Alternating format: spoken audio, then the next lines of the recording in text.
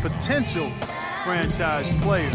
I'm not quite sure of that, but they certainly are tremendous talents. A lot of teams knew that, and it became a bit of the race to the bottom for some franchises.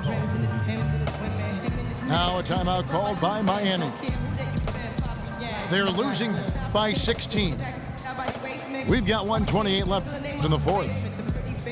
A different look for Miami. Chris Anderson has checked in for JaVale McGee. Tyler Zeller comes in for Motiejunas. And it's Karsov in for Vasquez. Well, this is going to end in a lopsided victory, obviously. I love the tenacity and aggressiveness and the ability to close.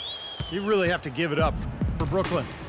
A beautiful pass doesn't always get you on the highlight reels, Clark, but there were some spectacular dishes in this game. Yeah, it was a team that was really in sync. They trusted each other and took the right shots. And you see the contributions from the role players on the team, and boy, what a game it was for Smith. You can't look back at too many major moments in this game and not see him being a part of it. He was all over this one. Well, Steve, you were general manager in the NBA and NBA coach now, but you know that teams that know they're not going to make the playoffs will play younger players as opposed to perhaps some veterans, giving those younger players time to develop, maybe not necessarily securing wins, but certainly securing experience for those kind of players. Well, securing experience and then also securing a high draft pick. And obviously, you know, you have to get lucky and hit on a star player at some point. But I think it's the preferable method for teams to go that route these days rather than to just hang around the middle of the league in mediocrity. Here's Nene. Shoots from 12. And again, it's Brooklyn converting. Just look at how quickly their lead has grown over the course of the last few possessions. Boy, they've really saved their best for last, haven't they? Yeah, that's a difficult shot in the face of a defender that towers over.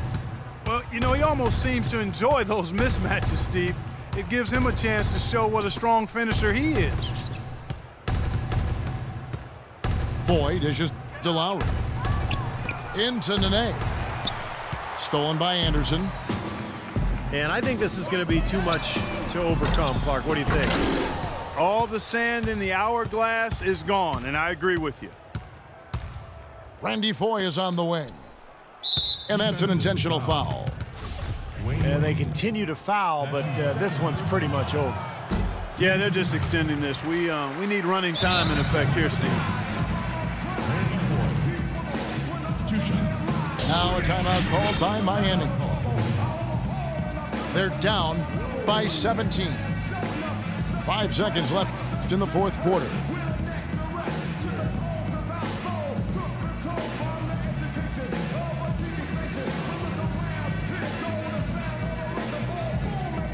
And a new group in for the Nets.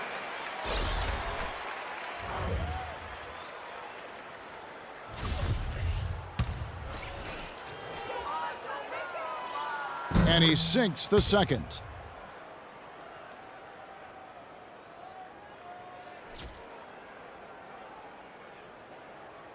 They're going to turn it over. They couldn't get it in bounds that time. Brooklyn ball. Boneheaded play, guys. Plain and simple. Yep, brain fade is what I like to call it. There's no way they're getting out of the hole making mistakes like that. 5 seconds left to play here in the fourth. And so it's Brooklyn easily grabbing this one. Some days, Clark, everything goes right for a team, and they just had one of those games. Yeah, it certainly was. I mean, these guys played a great all-around basketball game here. Well, that'll do it. For Doris Burke, Steve Kerr, and Clark Kellogg, this is Kevin Harlan saying so long. We'll see you next time. And as we leave, we give you our Jordan Player of the